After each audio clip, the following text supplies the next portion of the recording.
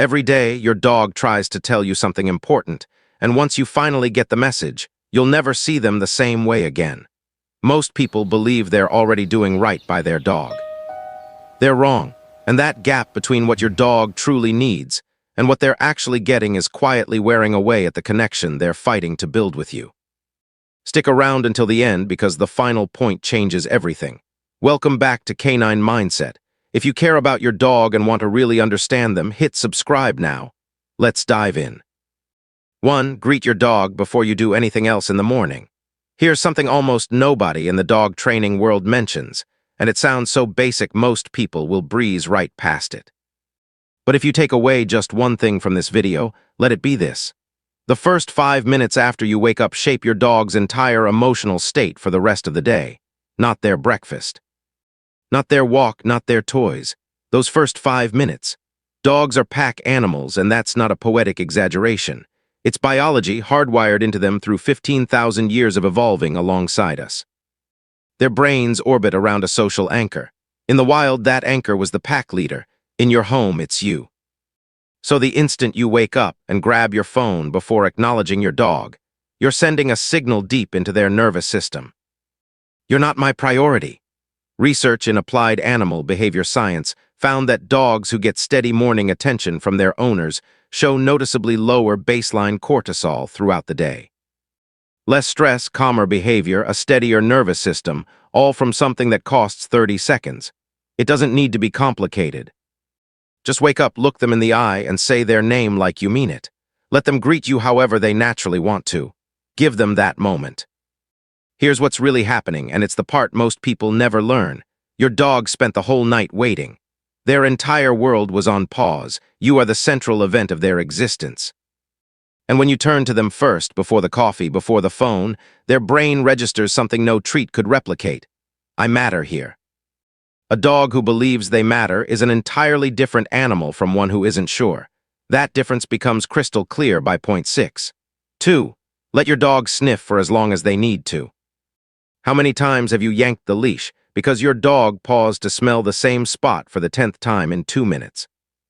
Nearly every owner has done this, and almost none of them realize what they just took from their dog. To understand why, you need to understand how your dog actually experiences the world. We're visual creatures. Dogs aren't. A dog's nose holds up to 300 million scent receptors. We have about 6 million. The region of a dog's brain devoted to smell is roughly 40 times larger, proportionally, than ours. So when your dog stops to smell a fire hydrant for a full minute, they're not stalling, they're reading. They're pulling in an entire story. Which animals passed through, how long ago, what they'd eaten, whether they were sick or perfectly fine. Every scent is a paragraph. Your street is a novel your dog has been trying to finish for years. Every time you tug them along, you slam that book shut mid-sentence. A study in applied animal cognition found that dogs given extended time to sniff during walks showed noticeably higher optimism in later behavioral tests than dogs who covered the same ground without. That freedom, optimism, not just contentment, how freely your dog uses their nose actually shapes how they view the world. This is the walk your dog is actually asking for, not the quickest lap around the block, but a slower one where their nose sets the pace and you follow. 20 minutes of real sniffing does more for your dog's mental well-being than an hour of pure exercise. And here's the deeper truth.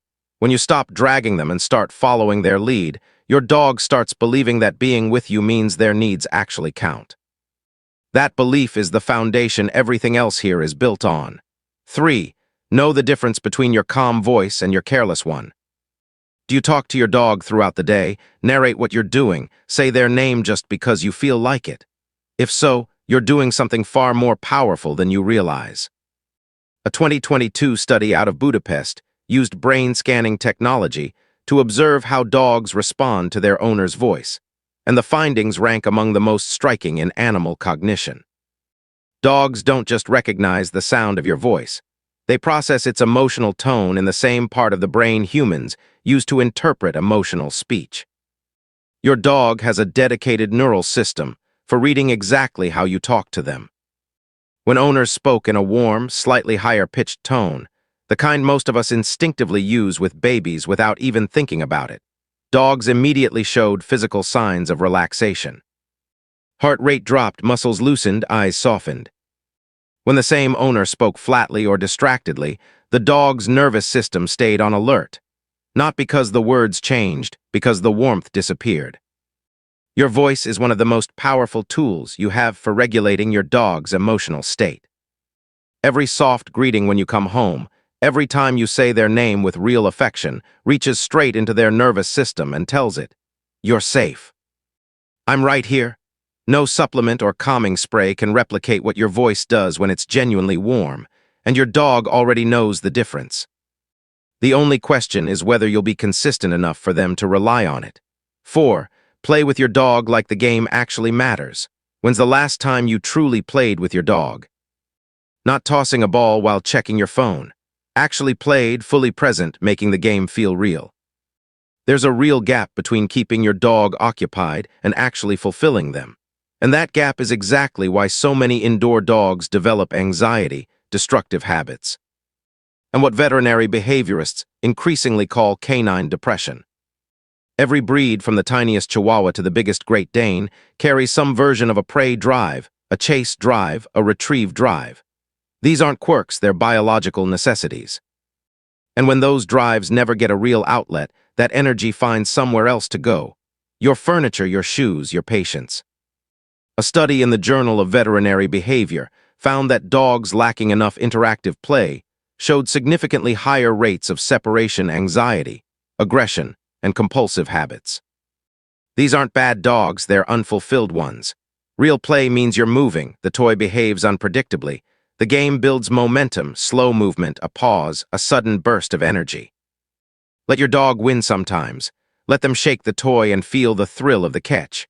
Then build in a wind down, a few calm moments that let their nervous system settle.